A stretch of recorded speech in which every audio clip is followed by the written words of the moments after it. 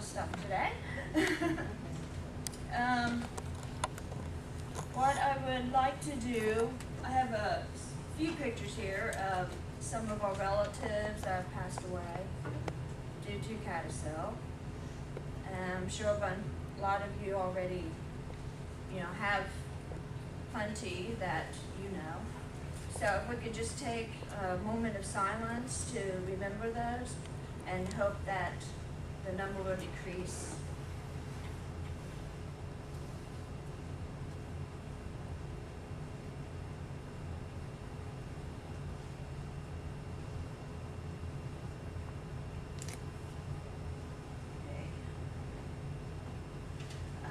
I was diagnosed last November. My father had it, but we didn't know at the time. He went downhill really quick after 5 years. Passed away at the age of 58.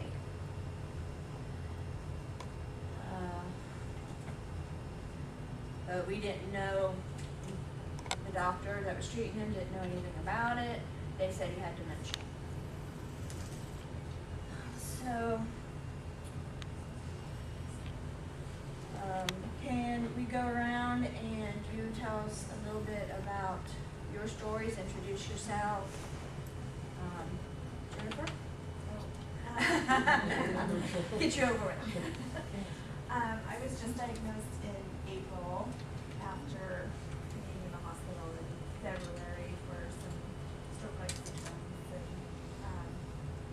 an MRI that showed CADASIL. And luckily, my radiologist was on the ball with that.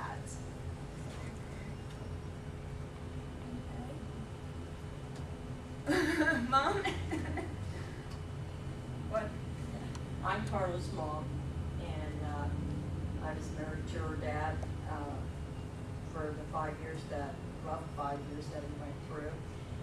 The doctor said that he was sick after he did the full body autopsy after his death. He said that Bill possibly had it for 10 to 15 years before anybody realized that something was going on. They called it dementia. And then after the autopsy, when she started having trouble, they did the autopsy and found that he actually did have the CADASIL. So it was a rough 5 years. I miss him. Wilhelmina? Wilhelmina Finlay was diagnosed in 2008 after stroke, like in the TIA, I guess, and they did an MRI. And went to Cleveland Clinic and they tested me.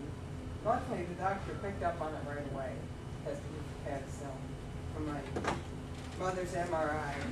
But she was never diagnosed with it, but from the MRI they said that she also had it. And probably her mother also.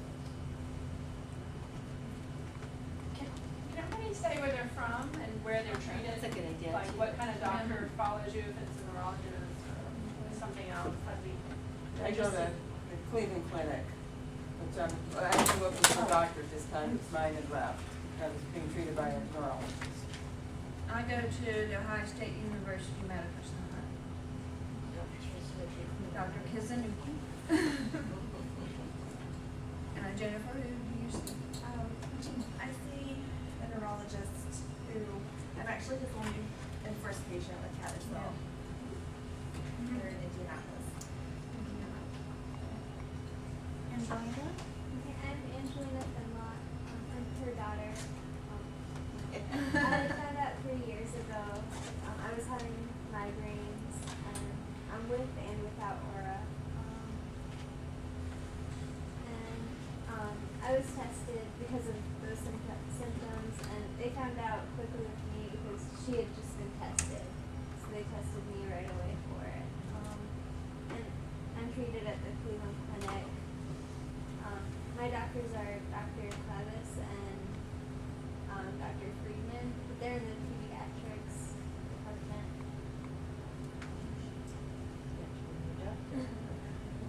They said I could stay for a while.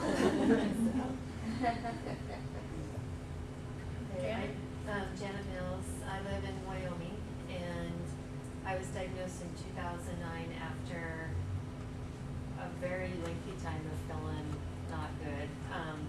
And I just thought I was going insane. So actually, the diagnosis of CADASIL was, even though it was a shock, it was a relief to me that I was not going insane, and all these things that were happening in my head and all these symptoms and all the weird things I would think all had a genetic base instead of it being a flaw in my character. Because that's what I thought. I thought I'm just such a wimp. I can't deal with life, and I might as well kill myself, kind of thing. So I'm writing a book, and it's going really slowly. I've written other books, but they were all fiction, and this one's about me and CADASIL, so it's going real slow. But it's going to have a lot of hope in it, because I think we do have a lot of hope. And I don't know where mine comes from. My mother's 80, my father's 83. They are in great health. So that's also very a hopeful thing, when people hear that. We're not sure who has it. My 53-year-old sister also has it. She really has almost no symptoms. Every now and then she says something, I go, oh, that's a symptom, but very, very seldom. And my doctor in Little Casper, Wyoming knew more about CADASIL than the specialist he sent me to in Denver. And he's awesome. So I continue to see him, and I don't need to go to Denver when I've got someone in my hometown who's interested in it and actually knows more about it. Barbara? Hi, my name is Barbara. I'm from New York. Our family saga actually began in the late 90s when my husband's sister was first diagnosed with MS. Her brother then was diagnosed with MS. In 2005, my husband was having only numbness in his right hand and arm. After a couple of years of complaining to his regular doctor, he sent him to a neurologist who did an MRI and said it looked like MS. He should have a spinal tap. Given the two other cases of MS in the family, and having done a little research from those two members, I didn't think it was MS because MS doesn't have that strong genetic component. Well, he remained undiagnosed until 2010 when his niece had stroke-like symptoms, and they sent her for the blood test because her mother had MS, and the doctor said it shouldn't run in families like that. And that started all the rest is history. So my husband was tested positive, his sister Rosemary, his sister who was first diagnosed with MS, and two of his nieces. And there's about 40 other people in the family who are potential patients.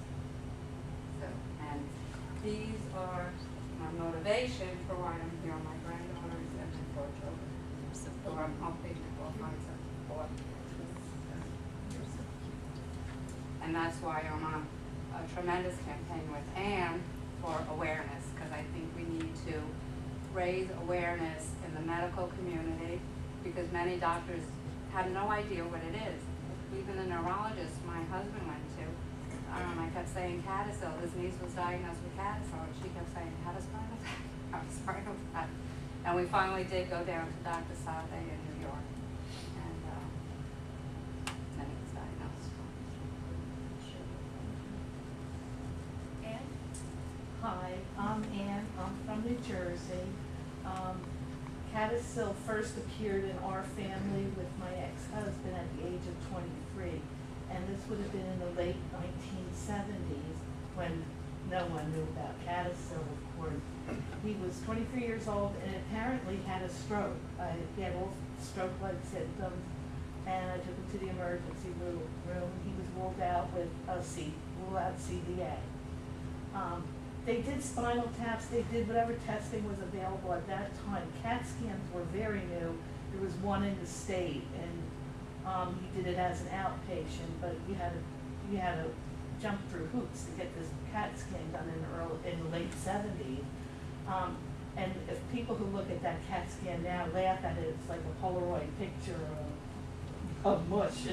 So it really didn't tell much what was going on with him.